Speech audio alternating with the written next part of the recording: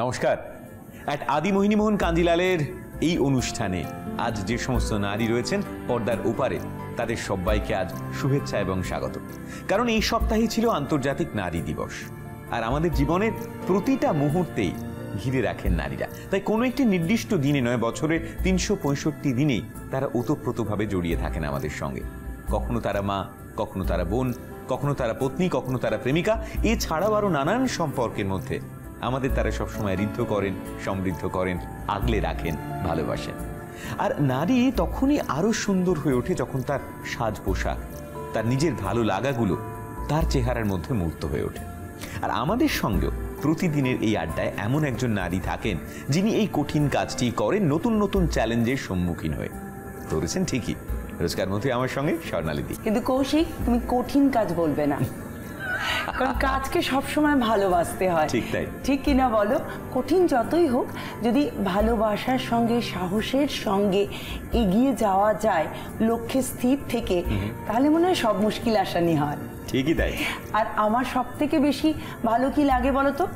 অনেক আশা নিয়ে মানুষ আমার কাছে আসে, অনেক স্বপ্ন নিয়ে। কোথাও আমি যেন তার সেই স্বপ্ন পূরণের সাক্ষী হতে পারি, সাথী হতে পারি। সেই স্বপ্ন পূরণের জন্য আজকে কে বা কারা রয়েছে? আজ প্রথমেই যার সঙ্গে আলাপ করাবো, ওই দিদির ওই নানা রূপে নারীদের সাজানোর মতো তারও অনেক রূপ। বাকি ৯৯টা রূপ ক্রমে ক্রমে প্রকাশ পাবে। আপাতত একটা রূপের সঙ্গে আলাপ হোক, কারণ আমাদের সঙ্গে সব মিলিয়ে আজ হাজির শতরূপা। ওয়েলকাম। মুখ দেখে বুঝতে পারছি যে প্রচন্ড টেনশন ভেতরে কাজ করছে। আসলে অনেকগুলো প্রশ্ন মাথার মধ্যে ভিড় করলে যা হয় আর কি। তবে পাশে যিনি বসে আছেন তার কাছে প্রশ্নটা বললেই সঙ্গে সঙ্গে সলিউশন। মনের মধ্যে যা আছে মন খুলে বলে ফেলো। নমস্কার, আমি শতরূপা। নমস্কার। শতরূপা কোথা থেকে আসছে? বেলেঘাটা জোড়া মন্দির।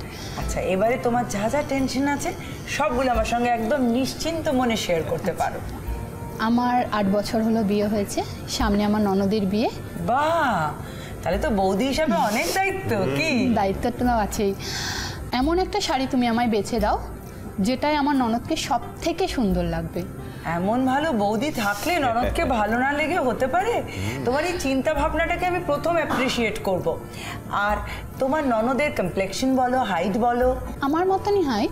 আচ্ছা, আর কমপ্লেক্সনও তোমারই মতো? আমারই মতো প্রায়। বাহ, তাহলে বিয়ের দিন আমার সাজেশন হবে যে টুকটুকে লাল বেনারসি থেকে বেরিয়ে যদি একটু রানী রংটা ট্রাই করে। আচ্ছা। আর যদি মনে করে সাজের সঙ্গে কোনো কম্প্রোমাইজ করব না, একটু ভারী পড়লে কোনো আপত্তি নেই, তাহলে আমার এরকম একটা জারদৌসি বেনারসি। দেখো, এই ব্রাইট পিঙ্ক রংটা তোমার মতো কমপ্লেক্সন বা হয়তো আরেকটু ফেয়ার হতে পারে, এই রংটা কিন্তু ভীষণ ভালো যায়। আর এই ডিজাইনটা দেখেছো,